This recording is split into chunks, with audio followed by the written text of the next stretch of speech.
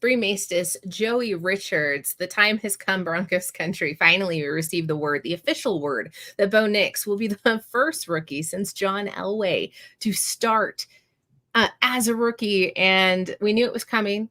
At least we highly anticipated it. We probably would have put some money on this decision coming forward. But Joey, your whole thing coming into this was it's basically official.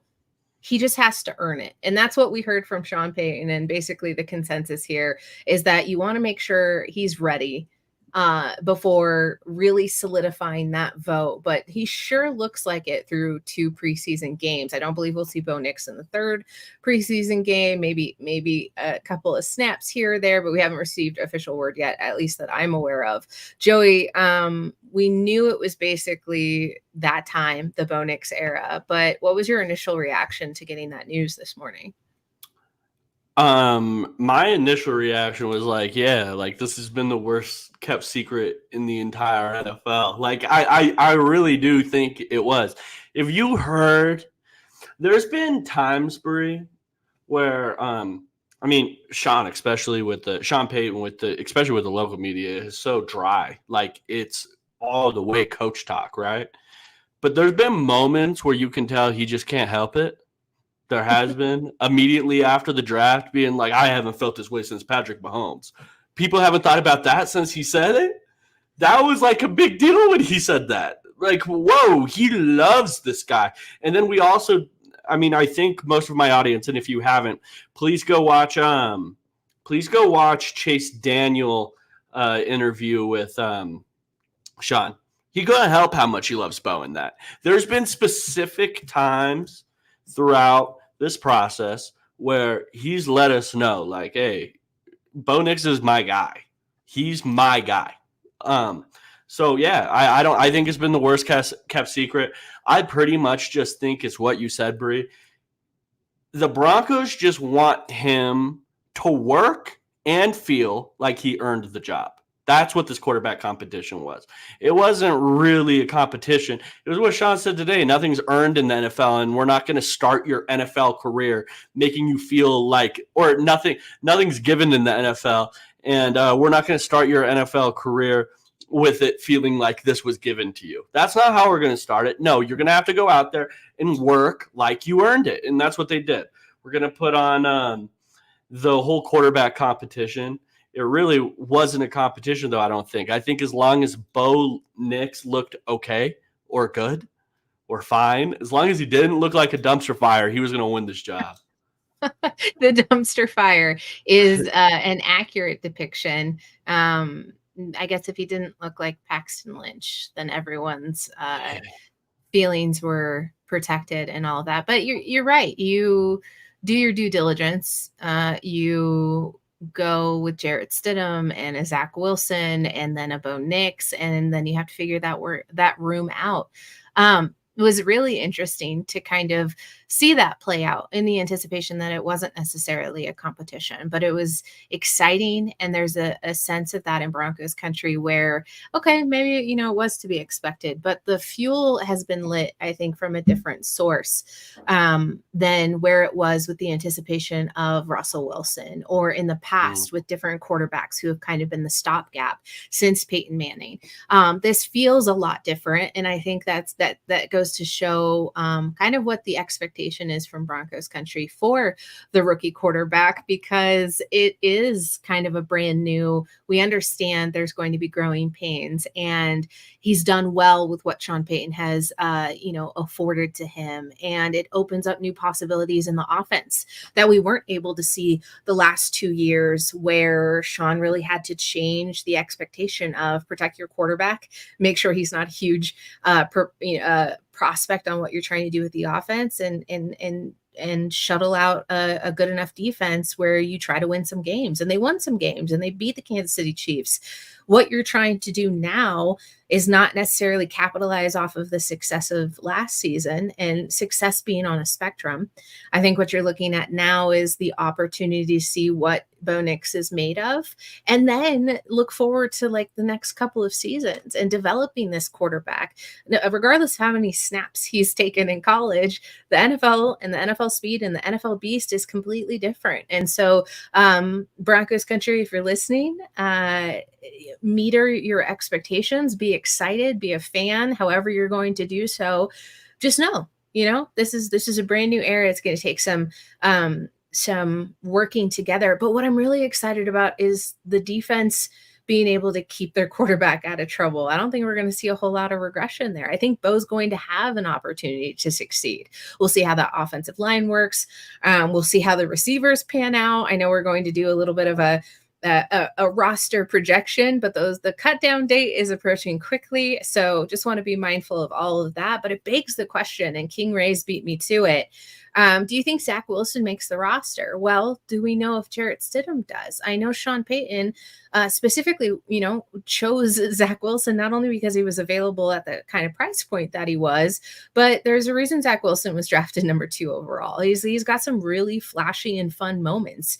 Do I ever think he was anticipated as the starter? Well, for a moment there, prior to drafting Bo Nix, there was a time in which we all thought Zach Wilson was the future of the Broncos. I think that you've seen a remarkable ability for Zach Wilson to have some freedom to grow. They almost are sliding him in there as a closer and saying, Zach, go out there, have some fun, show us what you have. And if he gets a year or 2 of development with Sean Payton, that's going to be remarkable for what his career trajectory is in the NFL. I know there's a lot of questions right now whether he's starting caliber, but I think with a little bit of time and a little bit more development in the right space, it could be worthwhile for Zach Wilson. My prediction is all 3 quarterbacks make the roster. I think that that's kind of what you need to see, and it's your contingency plan as well. Knock on wood, I don't have any near me that Bo Nix is able to stay relatively healthy, but things happen in the NFL and they happen quickly. So I think they keep all 3. Initially, I wasn't so sure of that, but it just feels like that's the direction they're going to go in. Joey, do you think Zach Wilson makes the roster, to King Ray's question? Yeah, I do. I'm right in line with you. I think all 3 of these guys make the roster. I think there's an interesting question in here built into this one where it's, let's say Bo Nix was never drafted by the Broncos. Right. I think there's an interesting question here. Who would be the starter? And I don't necessarily think that's your immediate backup. I don't. I think the job of a backup quarterback, your direct backup quarterback, and then who would be the starter, who would I want to go the duration of a season would be a little different. I think those are 2 different answers there. I think that if, let's say the Broncos don't draft Bo Nix, I think Zach Wilson would probably be your slated starter week 1 for the Broncos. I do. I really do. But who do I want as my backup quarterback? It's going to be Jarrett Stidham. I just value the ability to play calm, cool, and collected in that, whereas through a season, I would want the more exciting, do we have something here guy. And another point I want to make is I thought it was really telling when – I think it was during the Chase Daniel interview, when Sean Payton told him, like, I went up to Zach Wilson and told him straight up, my job here is to make you millions down the road. This is going to be the place where you come and another team is going to give you a shot because you were here, right? That was what Sean Payton said. And it kind of just tells you his thoughts on this quarterback room. He said it today. He said today was Zach Wilson's best practice of the year. He said he was on a heater, is what he said. So I think he does like Zach Wilson. I think he's going to hold his word to his players. I think it opens up a different view of Sean Payton as well and how he treats his players. I think a little bit sometimes we just see him in local media all the time. He clearly doesn't like the local media. He was cracking on him today, Bree, and was saying that his goal at the beginning of the year was to build a relationship with local media, but that clearly, so he's clearly aware.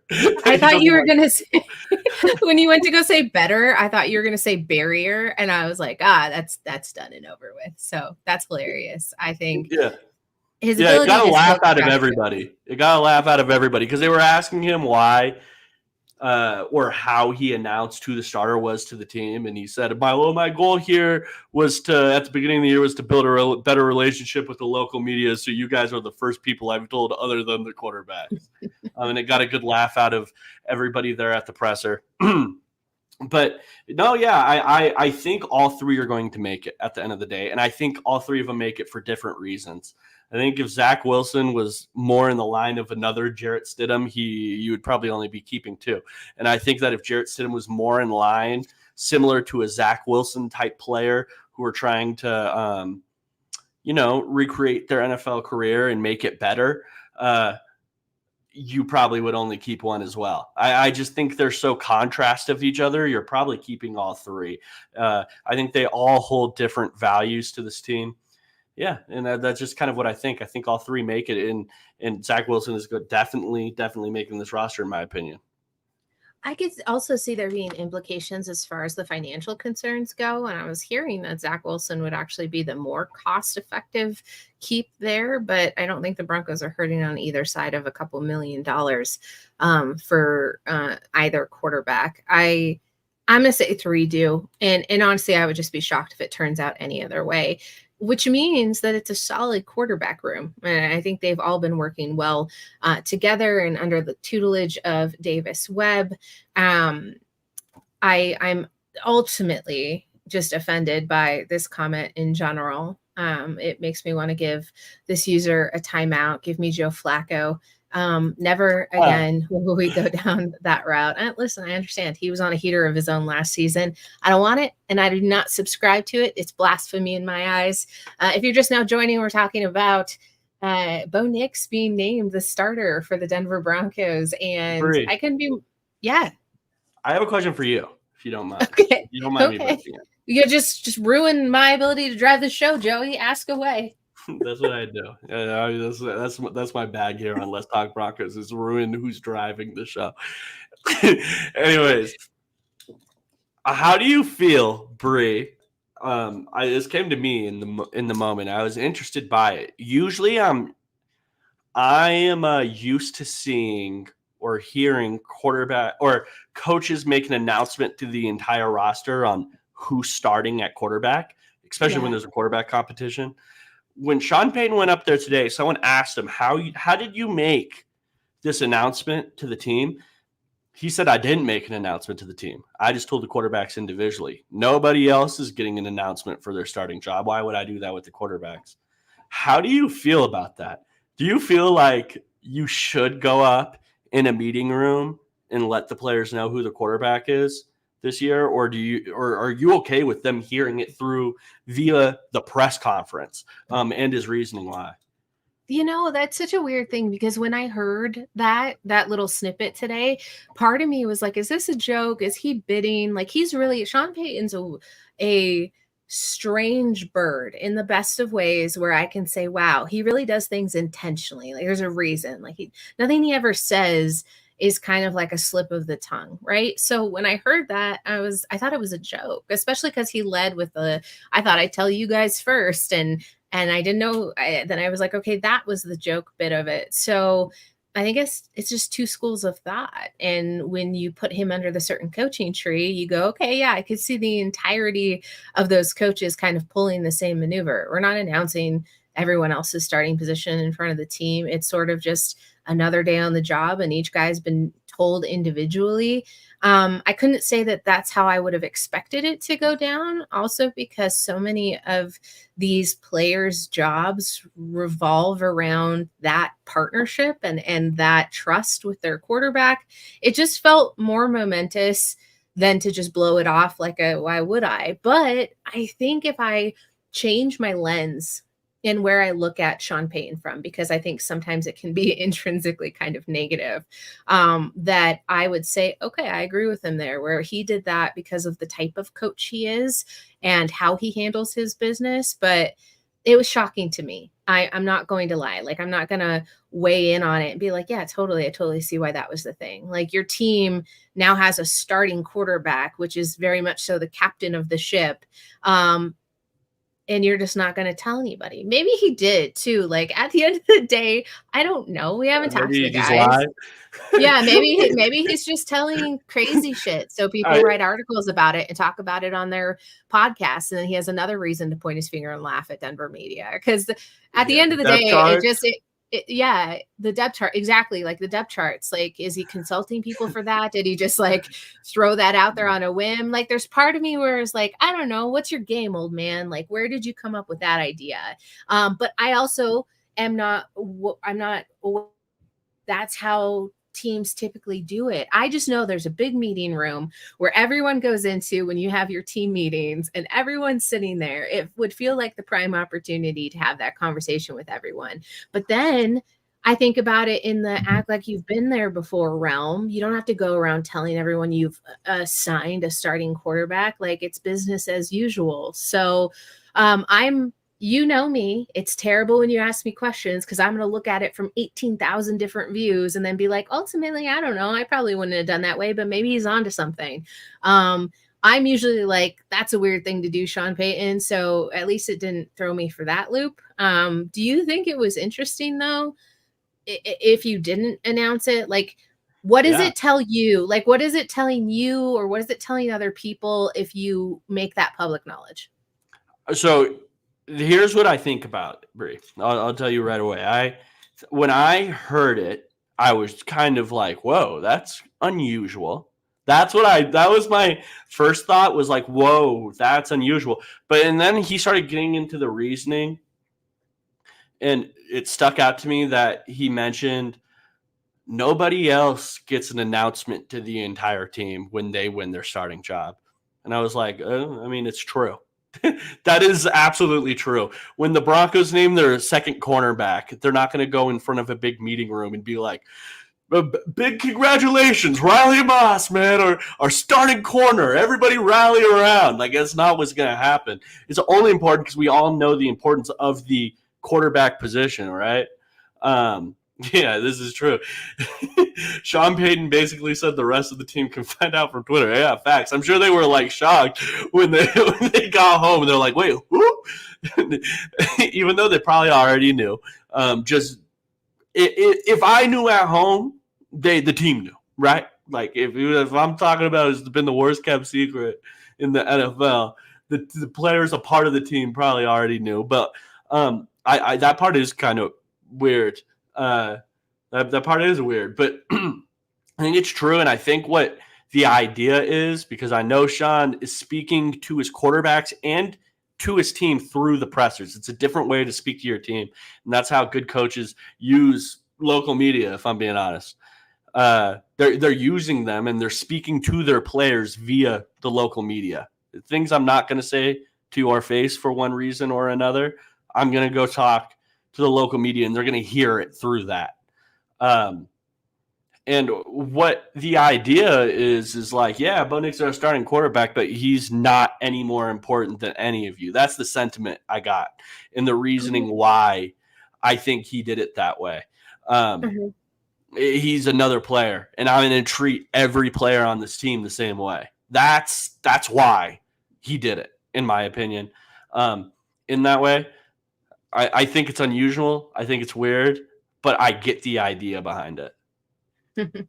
I do. And the more that you speak on it, I think I can see exactly where that's coming from. And I think I respect the notion. Time will tell, though, if it was the right decision. But it's not to say that Sean Payton didn't get his guy, hasn't done the due diligence, and then hasn't made a decision. So the Sean Payton Bo Nix era is on its way. King Ray says that's a cool cat. The meow, meow, meow. That cat has ended the Broncos QB curse. Yeah. That cat is Lucifer. She decides whenever she wants to join the show. And it's usually as soon as I start talking, she hates it. And she's got to come up here and tell me that it's none of my business. Joey, with the regular season just around the corner, right? early September is going to be here before we know it. The AFC West is kind of back on our minds and top heavy. And I'm sure we'll do a show specifically about what I'm going to ask you next. But I kind of want to get feelers on this situation now, right? We know who the quarterback's going to be. We have a pretty good idea of how the roster is going to shake out. There may be some surprises. There may be a pickup. Who's to say that 52 of the present roster aren't kept and there's one free agent out there who gets cut off another team that the Broncos feel like they can bring on or bring back? In general, kind of the over-under for each team is really interesting here, and they're released really early. You got a 5.5 for the Denver Broncos. Oh, wow. You have a 6.5 for the Las Vegas Raiders. You have 8.5 for the Chargers and 11.5 for the Kansas City Chiefs. I don't want you to pick overs and unders here. I want to say, do you think the Denver Broncos okay, we'll do that next. Do you think the Denver Broncos are underrated and undervalued, or do you think they're overvalued? Because at this rate, a 5.5 feels low. And I'm not saying that I'm necessarily over the par on that course, but to be under a team like the Las Vegas Raiders, who, don't get me wrong, their defensive line, amazing. But the secondary linebackers, their offense, Gardner Minshew, is it really enough to equal one whole game better than the Denver Broncos? Then you've got the Chargers, who are ever presently in a dumpster fire of proportions, whether it be injuries or the inability to get Justin Herbert there. What's the over-under, Brie? The Chargers is an 8.5. Oh, my God. Okay. I gotta say this. I'm going over on Chiefs. I'm just gonna go out there and do it. Why the hell not? I'm podcasting right now. I'm going over on Chiefs. The Chiefs are damn good, Brie. I think their wide receiver room is gonna be better than it was last year. I think like Rashee Rice, while he should have been suspended, just gotta get that out there. I do think he probably takes another step forward as a player. Last year he was a rookie. This year he's going to a sophomore year as that team's best player or best wide receiver. I think. Oh my gosh, I'm blanking on his name. The wide receiver from Texas, fast as hell. Xavier Worthy. That's who I'm thinking of. He's going to be big for that team. I think Hollywood Brown would have. Of course, he's hurt. I'm still going over on the Chiefs. This got Andy Reid, Travis Kelce, Patrick Mahomes. Come on now, right? Over 11. The Chargers 11 over 11.5. Yeah, so it'd have to be 12. So yeah, the Chargers are an 8.5.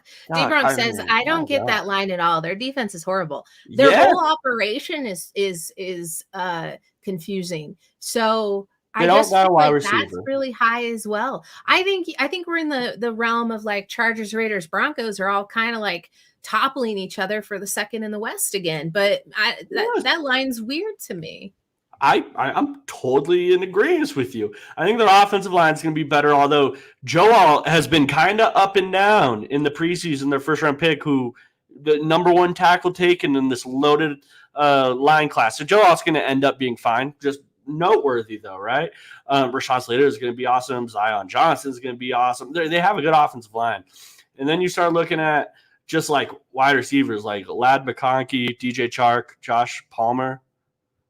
Man, hey, better to you, Jim Harbaugh. I'm a huge fan of Jim Harbaugh. I just don't think it's this year, man. I don't think it's this year. I think this is a work in progress right here, and you're seeing that with the roster. It's just like kind of screw the wide receivers right now, you know? That's going to come later. That's not this year. That's going to be another year from now. And their defense isn't good. Like D-Bronx is saying, I totally disagree with this line. I'm going under on Chargers big time.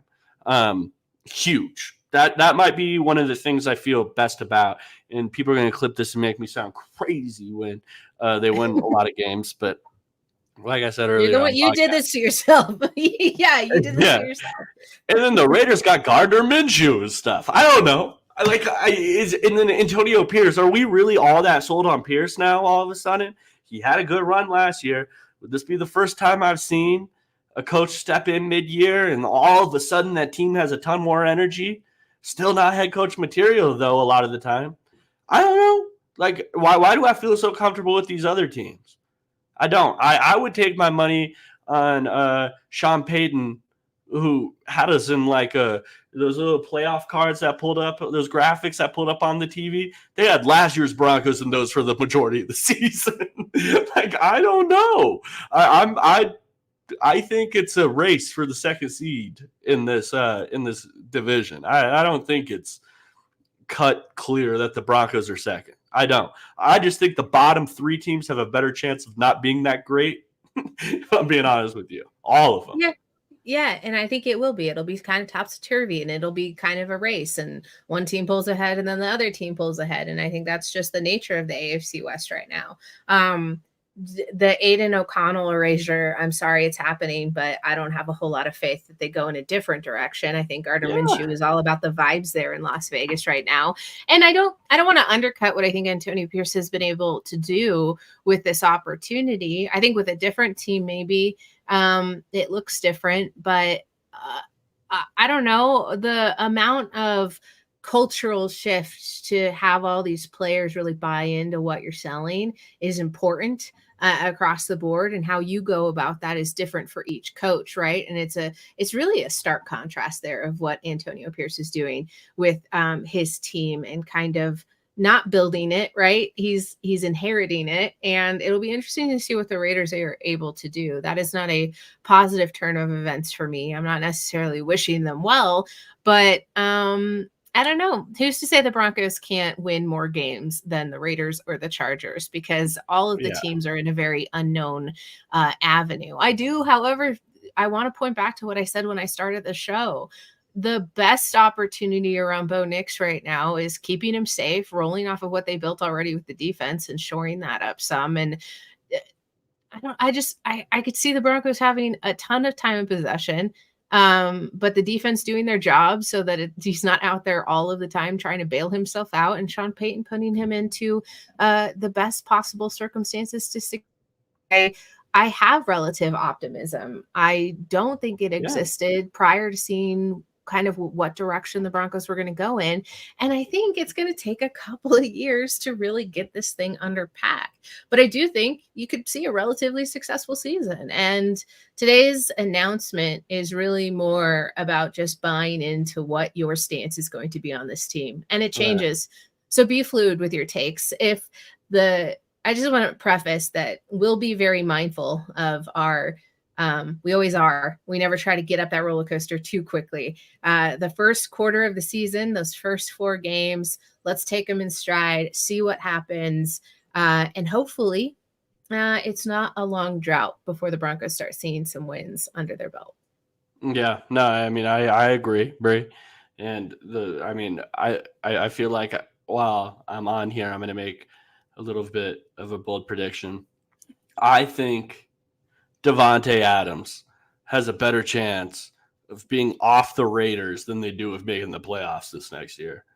I think Davante Adams has a better chance of being traded by week 8, asking his way out, than it is that the Raiders make the playoffs this next year, if I'm being honest with you. That's how I feel about this Raiders team.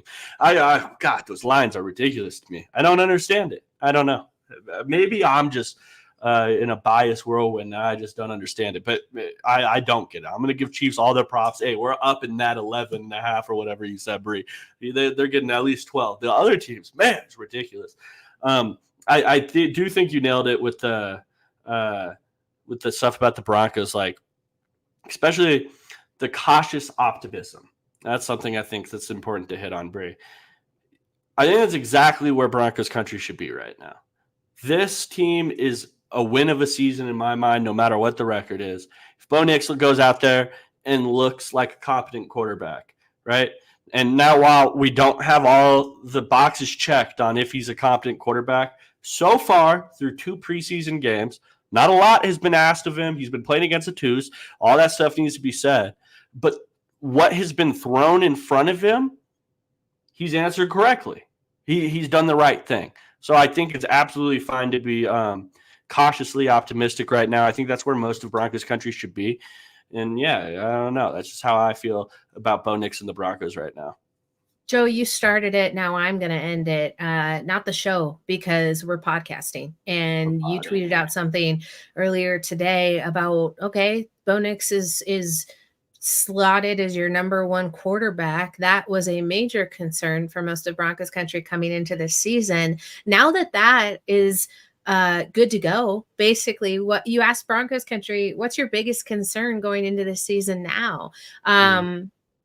Did you go into that with an idea of your own where your concerns lie? Because I didn't answer the question. Sorry, that's my bad. I've been a little distracted.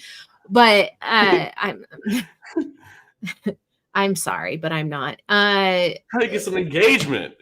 I know. I get that. And I see something. I'm like that person who sees a text come through, and then I'm like, okay, I'll get back to that. But my anxiety's too high. And then like 3 days pass, and now I'm anxious about taking too much time, and you'll never hear from me again. So you asked about concerns, right? So I want to answer concerns. Yeah, please do. It's kind of shifted a little bit, but I think that I have maybe some concerns still about not the line in general. I've talked to some experts about what it really means to be a starting center in the league and what those responsibilities are. And I was pretty concerned about not really knowing what you have with Forsyth and Wattenberg and Mustafa, and then seeing it during training camp and having kind of like, well, one individual brings this, the other kind of makes me question that. Did you have a lot of people submit kind of the center as a concern going into this year, or is everyone kind of feeling a little bit more comfortable with a Luke Wattenberg going out there, being able to hold his own, and really hoping that it's the best fit possible with keeping Bo Nix safe? I'll be honest with you, Bree. You know me. I've been tweeting and talking about offensive line since we've been doing this show for, I think it's been a little over 2 years now, right? I just don't think people care about offensive line. I'm gonna be honest with you. It's a sad day. It's not good. How dare they? But whenever I talk about the offensive line, all of a sudden nobody wants to hear about it anymore. No, nobody says center. I don't think. I didn't see one center. I see what happens online is offensive line is just one big position. We're evaluating the whole group as one. The players who are a part of it do not matter. We don't care about that at all. No one said center. What they said was the backup offensive lineman. That's what they said. So that was the answer. That's fair. No, I have concerns, right? Yeah. Quinn Bailey going down opens up a big old question mark of how many they keep. I think they keep 9. Thank you very much. But it would have been nice to have Quinn Bailey there, good old reliable. And now you don't have that. I'm concerned about the backup lineman. I'm concerned about what's happening on the defensive line. So, Joey, that's what I have, because you want to make sure your offensive line is strong enough to institutionalize success in your offense. Because if there's not strength there and there's not some real, powerful MFers on that line, your offense isn't doing anything. So let me just say, I don't have concerns. I just want to make sure that's not a relative concern. It sounds like Broncos country just thinks if you throw the ball down the field, that you're winning. And so, but also the D-line, your front seven, like, are there concerns there? Where did the concerns come from? What was the most interesting one that got thrown out to you? Do you recall? You don't read replies. You just mute the conversation. No, I read all of them. There were a bunch of interesting ones. I can immediately tell your age if you say pass coverage linebacker. I need to throw that out there. About an hour again, I could tell I was reaching boomer Twitter. It was crazy. But I have to throw that out there. I absolutely do. Anyways, there were a lot of interesting stuff. I thought I personally think the best answer is just the secondary, just generally the secondary. Other than Pat Surtain, I mean, I feel good about PJ Locke in run support. Yeah, that's all. That's how I feel about the secondary, if I'm being honest with you. That's how I feel about it. I think there's intriguing players. I even think Jones, who they signed from I think Jones, who they signed from the Dolphins, like, I'm not all the way sold on him. He was cool as a Dolphin. He was good. But he did have his warts too, especially he had lapses in coverage every once in a while. He made a lot of big plays, but he had lapses in coverage. And then also his angles coming down in run support were a little crazy to me sometimes. And then, I mean, Key. No one's talking about Key is starting at safety right now. Like, that's something no one's talking about. No one even knows anything about it. People if I asked Broncos country where did he go to college or whatever, people would be on their phone looking that up so fast. Like, I don't even know. Like, I cover the team. Like, I swear, if this was any other year, we'd have more concern over who's starting at safety right now. And then Riley Moss, he showed me good, and he's also shown me bad. So he intrigues me. He makes me really he's promising, and a lot of stuff like that. But man, he did get beat last week. People forget that he got beat last week deep. And I think the little celly he did after the play kind of threw us off. Like, man, maybe he did do something good there. No. He got beat on that one, guys. And yeah, we're going to have to see with him. I'm intrigued by him, but do I know what I'm going to get? I don't. It's going to be, all right, we're in week 4, week 5, until I finally have a solid answer on how Riley Moss looks as an NFL player, probably. We got Western Kentucky as the answer in the chat for Devin Key. Thank you so much for Googling that for us. If I do it, my Wi-Fi will go out on me. Thank you for that, by the way. Ton of hurt. I know he played. Just information on him, by the way. I know he played for the Chiefs, and was kind of a practice squad guy down there. And he, if you know about the Chiefs keep pumping out good DBs, so maybe that's promising. He also has really good. I'm going to look it up real quick so I can bring it to you guys. He's an athletic guy, and he has a lot of college experience as well. I'm going to vamp while you do that, Joey. You brought up the question of the secondary. Listen, the team of the Denver Broncos. Oh my gosh, thank you for bringing it up. Reese Taylor, he's been the training camp darling. I've been absolutely obsessed watching him out there, just breaking up plays. Really, actually. Kind of exploding plays, like coming out of nowhere. That's what you want to see out of your defensive backs. That's the kind of attitude that you want to see. And it's also really splashy plays, which are fun to watch. And I love the defense. That's my first love. I love watching safeties and CBs go out there and tear stuff up. And so it's not always about good coverage. And Joey, I'm glad you brought that up about Riley Moss, because that play, I was like, no, don't sell it, because it was like that pass wasn't catchable, and if it was, you were toasted. But again, that's the absolute downtrend of a cornerback's responsibility, because you're going to have those instances where it looks really bad when you get burnt. But it's how, like, you have to have that cornerback amnesia, because it's the next play and they're coming right back at you. And it's whether or not you're able to, 1, be a ball hawk, and 2, there's the question of is it a consistent issue? It's not always going to be tight line coverage where you don't get a pass interference flag. Sometimes it's going to be loud, shocking mistakes where everyone then picks it apart for weeks to come. Right, and I think Riley Moss is a better player than that, but that was a loud one that we then have to take into consideration. But what about the times where he's affected the plays where the quarterback can't throw into coverage because he's reading the play right? So I just want to throw that out there, that I'm not majorly concerned about the secondary, but it's gone to a point where we no longer have that like star-studded roster. Like, I think Broncos country has a tendency to forget how spoiled we were with the opportunities at the no-fly zone, and then almost the no-fly zone too, right? Where you had these amazing DBs who were able to go out there and make such high impact plays. And now those names are being recreated, right? You've got a PJ Locke, you have a Devon Key, who are trying to really make a name for themselves. Keydron Smith, as King Ray's brought up. So just wanted to throw that out there, because I don't think that the defense in itself is really a concern to me, but there are a lot of opportunities for some young guys to come in and really start building themselves up in this system. And as long as the Denver Broncos have a good defense across the board, solid, maybe not star powered, but you have a Patrick Surtain, for the love of Christ. I think everyone else kind of gets a pass because he's now a household name. And shouts out to Justin Simmons on the Falcons. It still doesn't feel right. I know you're looking something up. What do you got for me on Devon Key?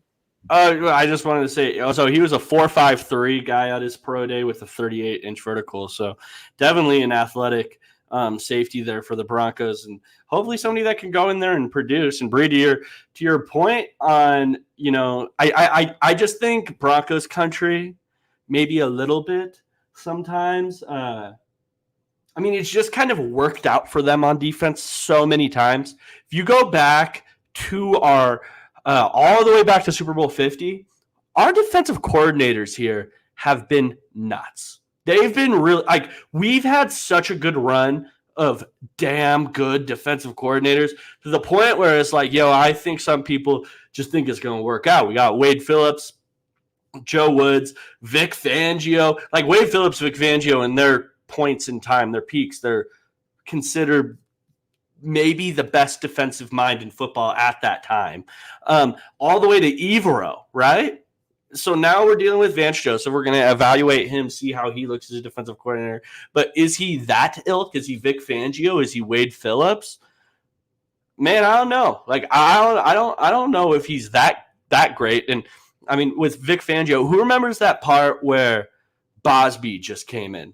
Devontae Bosby came in like mid-year because of injuries, and it just looked good. Like I thought Devontae Bosby could maybe be a player. Well, where is Bosby now? No, like a lot of this is the defensive schemes, the coordinators putting players in great positions and just being great at their job, and hiding certain issues with the team. It'll be interesting to see if that's the case this year. I don't think it's going to be as easy to hide. So you really just got to hope Riley Moss is an actual player. I got to play the buzzer because not because you're wrong or anything, but there is a rule in Let's Talk Broncos podcast that every time Joey goes into Vic Fangio propaganda, by my definition and my definition only, he gets the buzzer. Zach Seegers is in the chat saying Google faster for Christ's sakes. Zach, thank you for showing up and all of your support and viewing. You better like the stream. Do it right now. We're live. Please over like on the stream, guys. Broncos.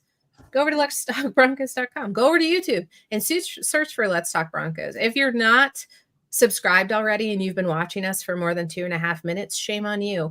Atomic 626 asks over on YouTube, and we'll do obviously a full preview for the regular season when the Broncos head to Seattle. But he asks, are you guys worried about the Seahawks defense tearing Bo up? Playing in Seattle already hard, let alone the D-line with Murphy and that tough corner room. Listen, I'm concerned about the Denver Broncos going into the start of the season in general. Am I afraid of the Seahawks winning? Not necessarily. Do I think Geno Smith has what it takes to pull it off? Maybe, possibly, it's going to be a close game. And you're right, the defenses for both teams are going to play a very important role on who wins this game. But do I think that he's going to tear Bo Nix up? No. My general thought is it's going to be a pretty successful day for Bo Nix if he's able to go out there and do what Sean Payton asks him to do. And I think he's going to have to be a student in the game in that regard, that if he needs to get rid of the ball fast or if he needs to run the ball more, that's what it's going to take to get the game won. But Joey, give me a feeler here. Does Bo Nix get torn up by the Seattle defense, or is that blocked and protecting? I know that's why I have to ask it that way, right? I don't think so. I don't think he's going to get torn up, but I've seen some cornerbacks in the league in their rookie year get run around in circles. No, but I've also I do your get the veterans Yeah. run away and get torn up, but I don't think he's going to be running into sacks. I don't know. This feels like a Seahawks question. No, I mean, 626. To his point, Bree, I have to say Mike McDonald is ridiculously good defensive mind. Maybe the brightest defensive mind in the sport right now. What he did against those Shanahan guys last year was unbelievable. It really is unbelievable what he did against them. And I think it's a great hire by Seattle. This is a tough game for Bo. It is. I'm not going to lie to you. I was just laughing at the torn up of it all, but like I totally agree. I mean, at the end of the day, it might not look pretty in week one, guys. And I just don't want people to freak out. This is going to be a rookie quarterback in his first NFL game. I'm willing to, go through the tough time probably here. The Broncos have a lot of tough opponents to start the season. If I'm being honest with you, it's not an easy start of season for Bo and the Broncos offense. I hope Sean's able to get some layups off. That's what I want to see. I want to see some layups. I want to see make this happen for Bo. Make it easy on him if you can. More than I want to see the wins and losses. I want to see Bo at least get some confidence behind him, and hopefully he's playing well because it is tough. And you don't want to see your quarterback really struggle early on and maybe beat themselves up over confidence. I think that type of stuff matters. It just does. Like the confidence in your own abilities matters as an NFL player. That's what drove him here a lot of the time. You're kind of a crazy man if you actually believe you're going to be an NFL player. I think you kind of got to be crazy to get to this point that Bo Nix and the rest of his teammates are in. And when the moment that goes away, you probably tumble a little bit. So, yeah, it isn't easy early. It isn't. It isn't at all. I don't want to discount that. It's on Sean to make it as easy as possible for him. This is more of a Sean test to see how he can work around his rookie quarterback and make it as easy as possible against a Mike McDaniel defense than it is a Bo Nix test for me, if I'm being honest. I like the point. And I think that's what Atomic 626 was getting at. There's an absolute, I don't know, it's a little scary out there. And yeah, I do think that it will be a challenge. I think it'll be a good test too. Yeah. Shout out for the question. I don't know. It's a good question. It is. Dive into it deeper. We'll cover it. And we like that you guys continue to have this conversation with us. We don't exist without the community, and we don't exist without you guys listening to us, asking us these questions. I guess we could just talk to each other, but it would lose the emphasis on let's talk Broncos. Because at the end of the day, I'm not really Broncos.